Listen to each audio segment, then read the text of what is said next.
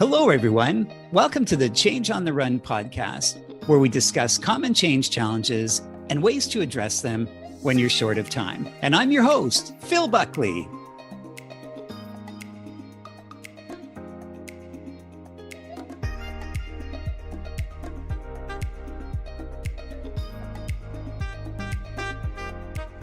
Today's topic is building team confidence. Large change projects require people to work through uncertainty, and their ability to make progress with insufficient information or experience is a must. Moving forward under these conditions requires confidence that the team is skilled and efficient at removing barriers to success. It improves focus and galvanizes their resolve to make good decisions around the questions that are critical to a change project's success. So, how do you build a team's confidence so members are at their best when pushing through challenges to achieve its commitments and mandate? My guest today is Skot Waldron. Skot, welcome to the show. Hey, Phil. It's good to be here. It's great to have you on. Thanks for being here. Skot is an internal communications strategist who helps build loyalty among individuals, teams, and organizations. Skot coaches leaders and employees to become liberators using programs that are simple, scalable, and sustainable for the long term. He has over 20 years of branding, design, and communications experience, and Skot is a graduate of the Miami Ad School, Atlanta. So Skot, what's been your experience with building team confidence? Oh, Phil, I'm going to throw this for a loop. You ready? Ready. I'm going to tell you about my experience in kind of hurting team confidence. Could I do that? Please do. Can I just spin it?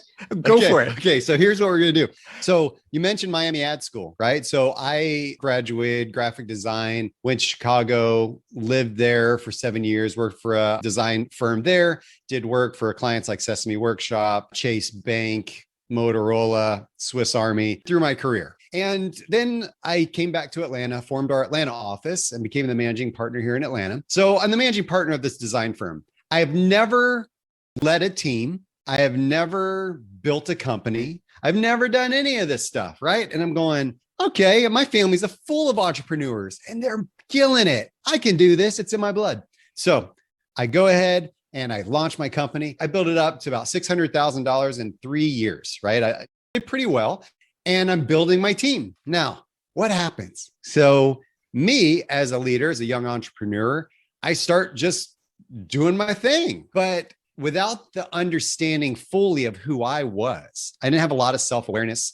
I didn't have a lot of that emotional intelligence component that we're talking about right now. I didn't have a lot of the understanding of other people's personality styles and what culture really meant inside of an office. And so what really happened was over the years, because of my non-understanding of who I was and my people loved me. I feel like I was a great boss. I feel like I had, a lot of loyalty there, but as building a company, not my thing, right? I wasn't great at it. I just didn't do it well. And I was changing ideas and everything under the sun. And hey, oh, look, shiny object syndrome. That was me. I think because of that, and my inability to communicate effectively with my team, it eroded that confidence. My team was like, we love Skot. He's a great guy, but we have no idea where this company's going. We don't know what we're doing. We don't know what Skot's focus is right now, because I see him kind of doing this, but he's doing this. And he told me we were doing this, and what's going on? I guess I'm just going to hunker down and do my thing. So there was a feeling of fear of the unknown. Nobody knew what was going on because they felt abdicated by me.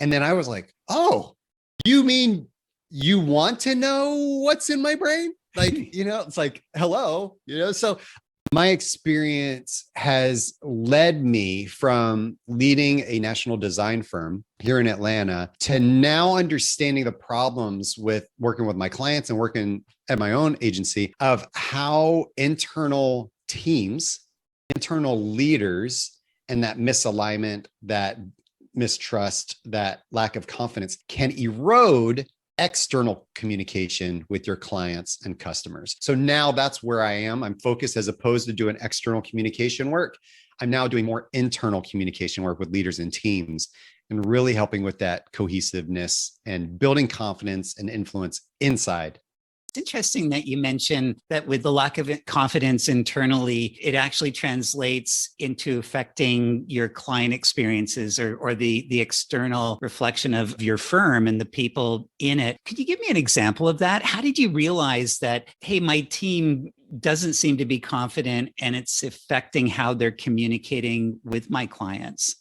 I think that it came more with the internal cohesiveness and the ability for us to be as high performing as we needed to be. When there's a lack of communication, there's a lack of effectively building relationships. We had some pretty healthy relationships around the office. I didn't have to fire, quote unquote, fire anybody ever. And the people that quit or wanted to transition came into my office crying because they didn't want to leave, but they felt like it was the next part of their journey. Like there was this awesome bond. As I started to really think and ponder, and my internal brain, right? I'm an introvert, really focuses in, like I'm secluded. I want to process a lot of information and nobody else knows what's going on. That lack of confidence in what was happening led to a lack of clarity when they were speaking to clients, led to a lack of, well, I think we're going to do this. And then I would come in and say, wait, what'd you say? And they're like, oh, I wasn't supposed to say that.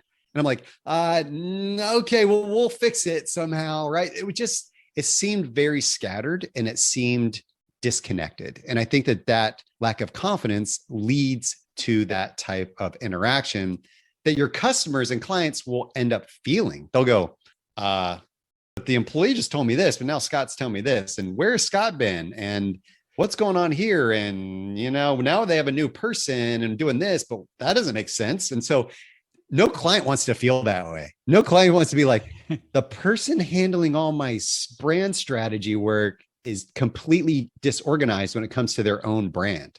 And that internal lack of confidence bleeds into a lack of confidence from your customers and clients. What a great example. And there's so many different definitions of confidence. Some could be more ego-driven or charismatic. How do you define confidence in relation to your past experience, but also with the clients that you coach and consult now? What is confidence? I think confidence is that feeling of reliability in somebody, that feeling of, hey, I can depend on you. You're predictable. Predictability is huge. I was just talking to somebody this morning. I was doing an interview for my show, and she was talking about this principle of trust and predictability, and how when we are more predictable in our interactions with other people, that leads to more trust. Less predictability means what's happening? What are you going to do next time? How are you going to interact with me? What are you going to say? Like, I never know. It causes us to either walk on eggshells or to just not care. So I think that those types of things can be scary. So that confidence word is so important. And that's what leads to my big thing I talk about now is influence. That confidence in you is going to help you build more influence with me.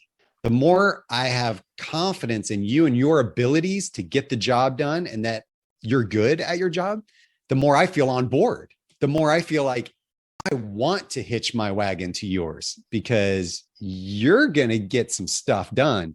And I believe in that. I have confidence in you.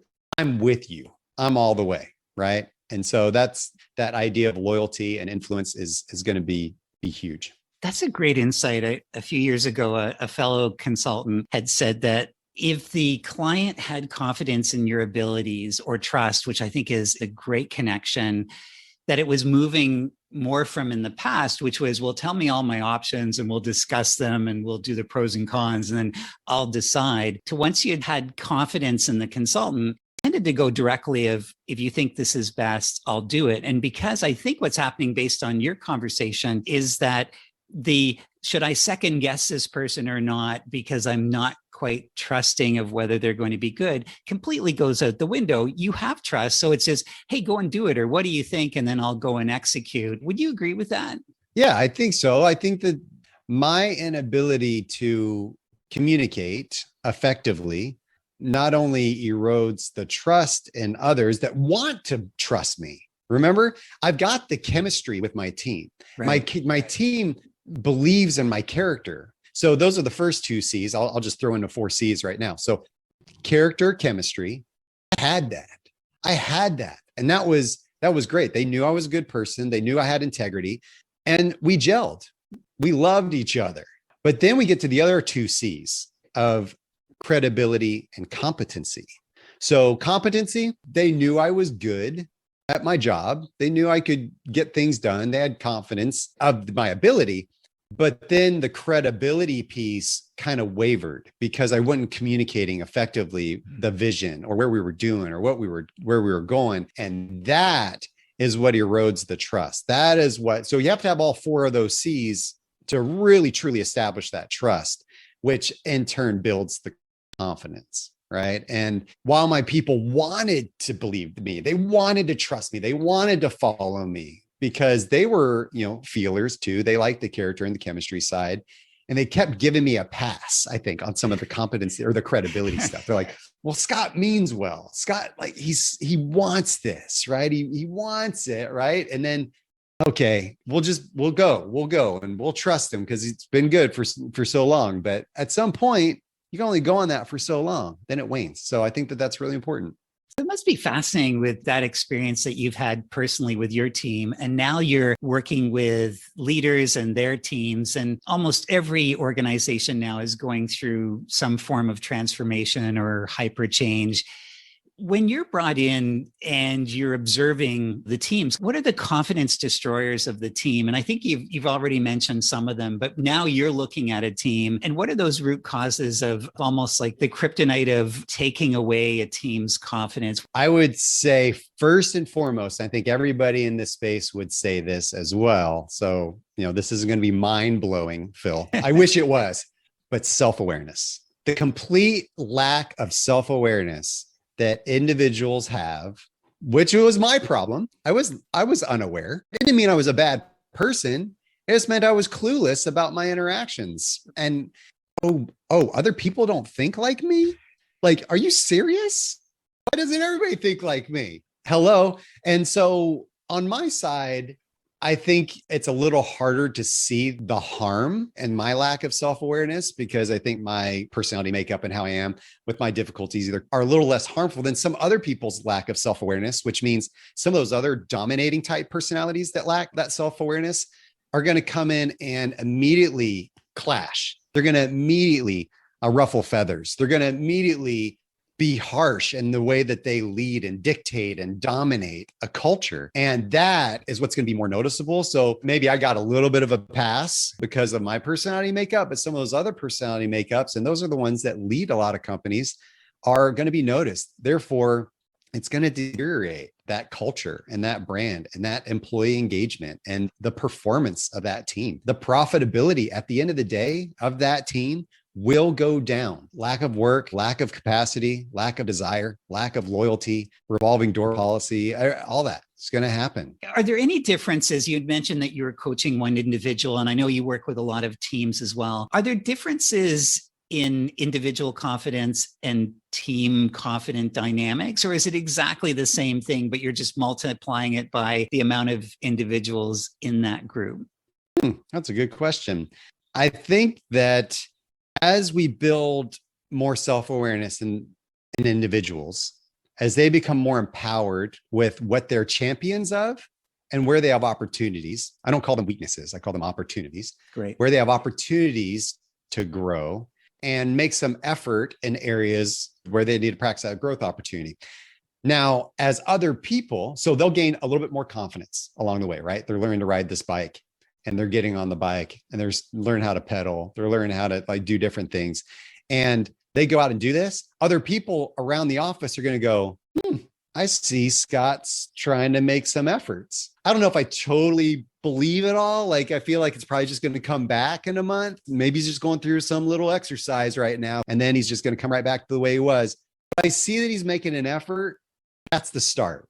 And I may even be surprised. I may even go, what? Like, you cared about my weekend? Since when have you cared about my weekend? And maybe it was kind of seen as authentic, maybe not, but the fact that it happened still raises my alert. And I start, now confirmation bias can start setting in. Instead of the confirmation bias going, oh, there's Skot coming down on me again, or hey, there's, not that I came down on people because I'm too nice, but people are like, Oh, there's that thing happening again. There it is again. There it is again. Now they're going, huh? Did y'all notice that Scott was asking about my week? Did he ask you about your weekend?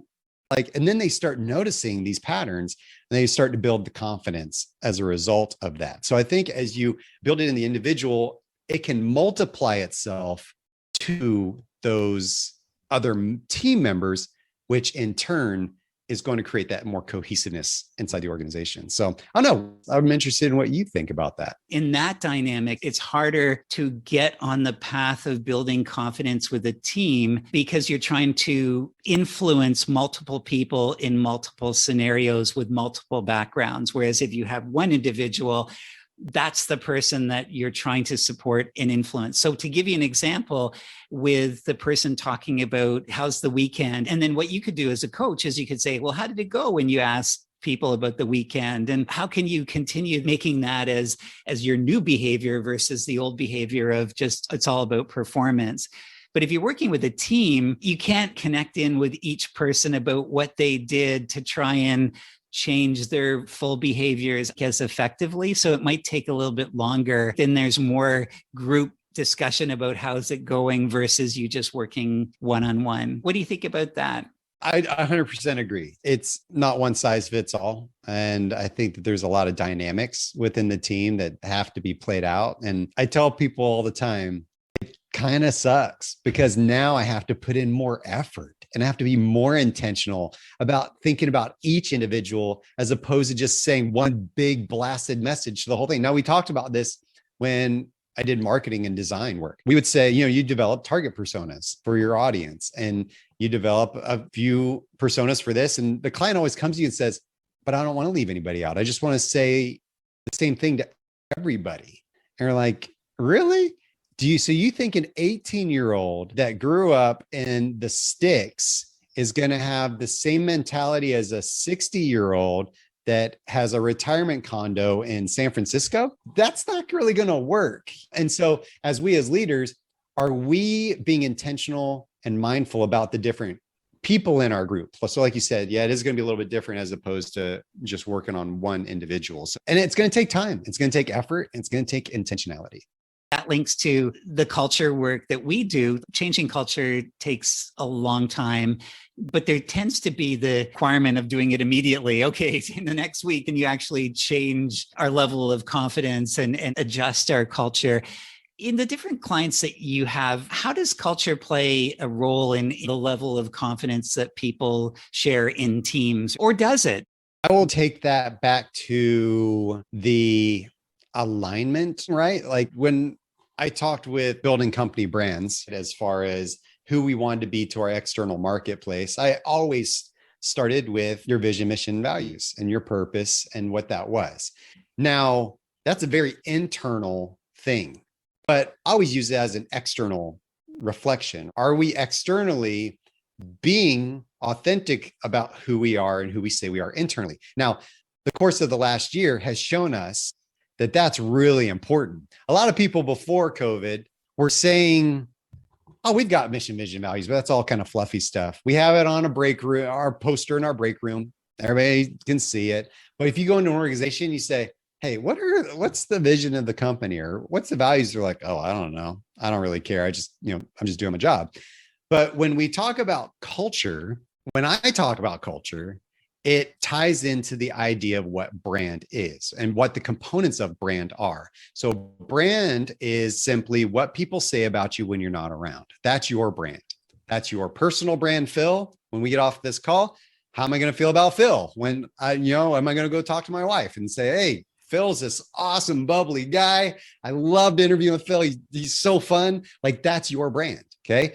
My company has a brand. When people interact with my company, my team has a brand. We all have brands. It's the perception, it's that reputation. When we have control over that, the components of that are alignment. Are we aligned?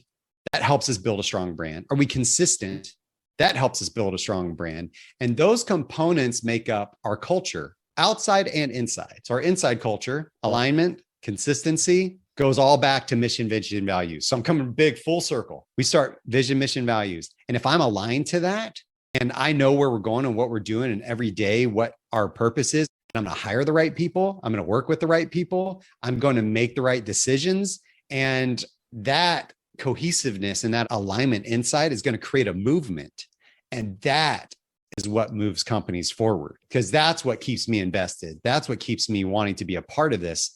And then that in turn is going to start being executed, to our customers and clients as well. And as you say, over the last 15 months, there's so many reports that are coming out now to try and decipher what did companies do well, or government agencies or not-for-profits, and where did some miss, and the connection between personal values and company values, and the companies that use their values as a shield or as North Star to guide them tended to be the ones that had greater engagement and made the best decisions. So I think it really does support your view of the alignment of values. And I'd imagine the misalignment can lead to equally disadvantaged outcomes.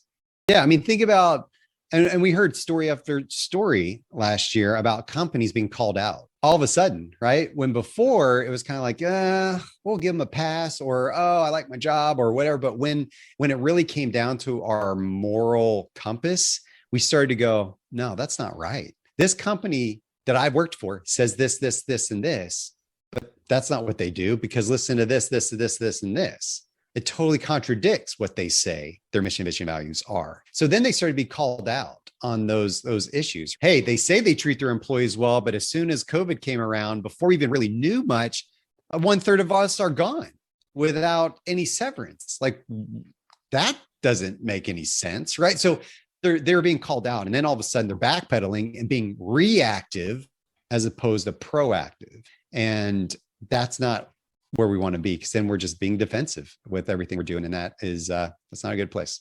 Let's say you come into an organization and the confidence isn't really there. And you talked about changing the leader's behavior, about checking in with people personally. Are there any other tactics that you'd recommend on how do you build a team's confidence if they're not very confident? They're just not feeling good about their abilities or the tools that they have or whatever it is. How would you approach that to try and start building up their level of confidence as a group?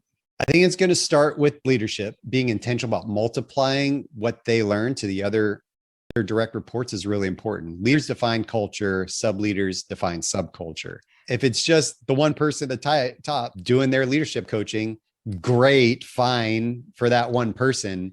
But unless you're multiplying that or being intentional about how do you scale that to the rest of your organization, it's not going to do much good. So you can start with that leader, but make sure there's a plan in place to create something that is scalable, sustainable, because I see a lot of people start something and then not finish it, or their intentions are good at the beginning, or maybe they start maybe they do a 2-day retreat every year to learn about something. It's like, really? Did you get really great at soccer from going to that 1-week soccer camp? Did that just make you all of a sudden going to play for Premier League because you did great at that soccer camp? No, it's something that has to be practiced. So simple, scalable, sustainable leadership and team communication programs that are going to be instilled in the culture of the organization. And not everybody's going to be bought in. There'll be some people that are gung-ho, and some people that are just like, again, like, we got to do this again. We've already done 15 personality assessments, and now you want to do another one. I think that goes into line with the vision and the mission and what we're trying to accomplish. So I think it all ties together, but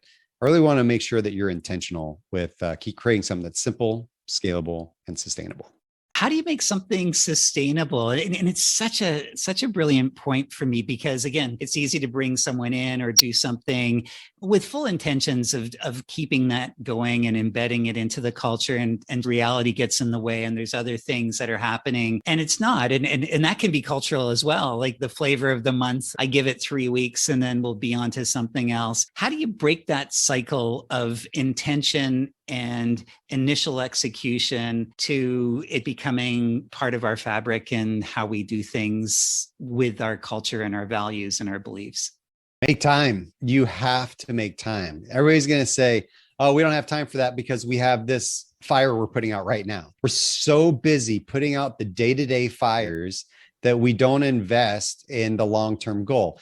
Have you ever met a single leader of a company that did not focus on the future? They were only focused on the fire right now. And if you do know somebody like that, the company probably wasn't super successful and they probably didn't last very long. They were focused on how are we going to invest in the future, but how are we going to use our resources now to make sure we get to that point in the future? And how are we going to use the people that are more present oriented to create an awesome program, a plan, an initiative to make sure we achieve that vision of the future? So I think that it's really going to come down to those components of making sure that we know where we're going and we know what we're doing, and making time to not just always put out fires, but to invest in long-term initiatives that may not see immediate returns, which is really hard for some people. I get it. That's where that confidence is going to come. If I have confidence in my leader and they bring this initiative to me and I'm like, okay, well, I have confidence in you.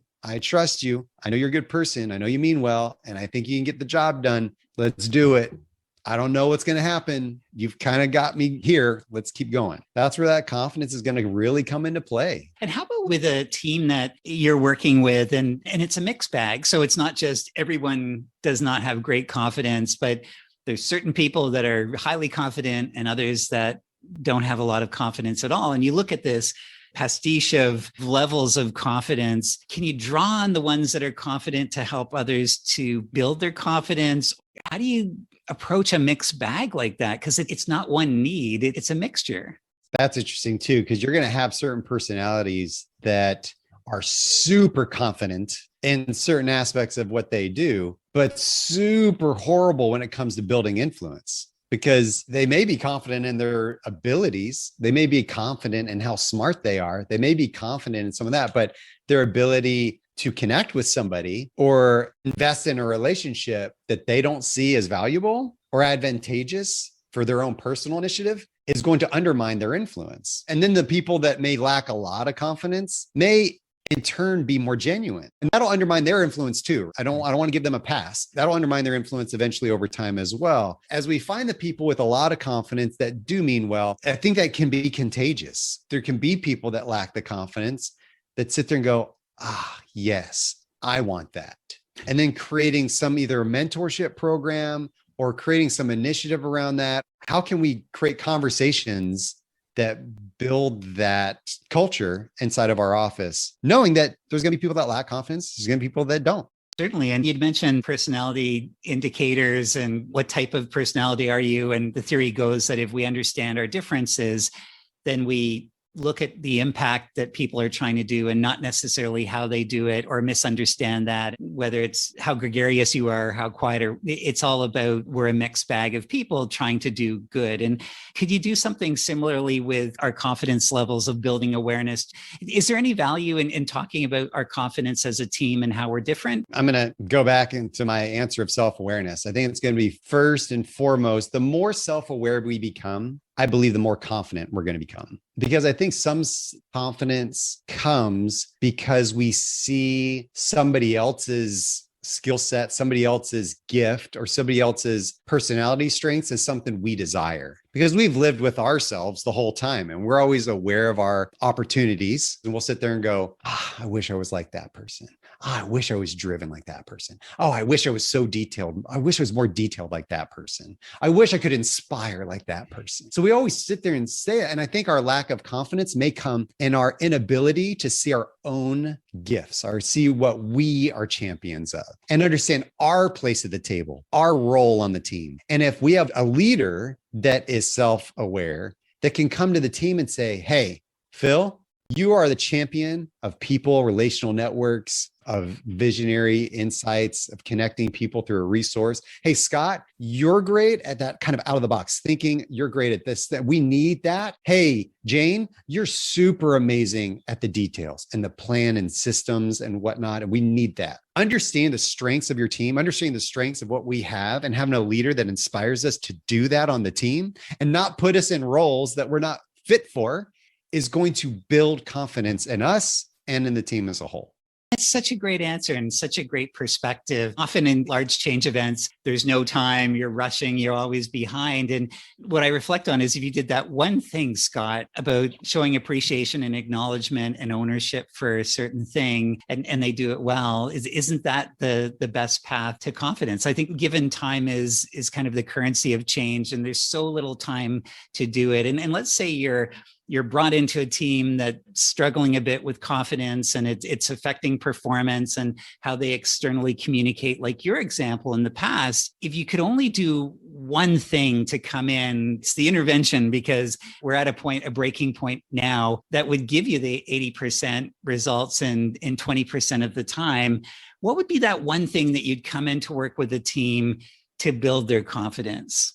It would be instilling in them, and let me shift that. Not me instilling in them, because I can't necessarily do that, but in bringing out of them their true purpose and their why. We've talked, Simon Sinek talks about the why. He's famous for the why, and digging into that and aligning that with their vision of who they believe they are and who they want to be and how that shapes things. Using that process to bring out the strengths of each individual chain to make sure that the whole chain is super strong, right? We're only as strong as the weakest link. If we can strengthen each individual link as much as possible, that chain's going to be super strong. So that's why we need to create simple, scalable, sustainable programs that we can use with each individual and create that chain that's strong. Creating one link that's strong is not going to help the whole chain. So we need to create the programs that are big enough and scalable and simple enough for everybody. That's what I do now. And that's what's been so powerful and so impactful. It's great that I can affect one person, but my energy comes from when I can affect a bigger mass of people. And so that's what I love about what's going on right now. Wow, it's so inspirational. And it's so great to see you doing that work. And as we close off the show, is there one thought or concept or insight or piece of advice that you'd like to share with our listeners? I would say it in this light: opportunity for yourself, opportunities will manifest themselves more through the act of giving than anything else.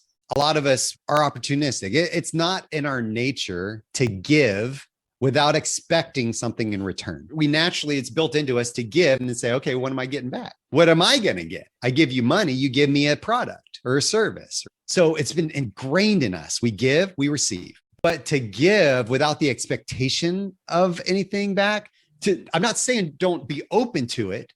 We need to be open to receiving, but to expect something in return is different. So I think as you give and give and give, and this is something I've really been working on hard this last year, is how can I give to my community? How can I give to people? How can I continue to educate, empower, and inspire people? And then I'm just going to let things take care of themselves and create opportunities for me to receive. Opportunity is going to come out of the giving we do. Great advice for us all. Thank you very much. And thanks so much for being on the Change on the Run podcast. How can people get in contact with you and get more information on your services? What's the best way to connect? Go to skotwaldron.com. That's SKOTWALDRON.com. Connect with me on LinkedIn. You can find me there. I post a lot of good content there, and I love connecting with people there. And then my YouTube channel, I've got a lot of good educational content there. I've got all my interviews that I've done with famous people like you on there as well. So a high five to you, Phil, for your interview. It was super good. I think people should go and listen to that as well. So connect with me there, and that's how you can find out more. Thanks, Scott. And it was so great being on your show, but I've been watching the episodes now and they're so fascinating. So thank you so much for that. And thanks again for being on the show. I really appreciate it. And thanks to everyone for listening. And if you're interested in learning more about the podcast topics, check out the Change on the Run book or audiobook at changeontherun.com or your favorite bookseller. Until the next time, I wish you all the best as you continue to lead change.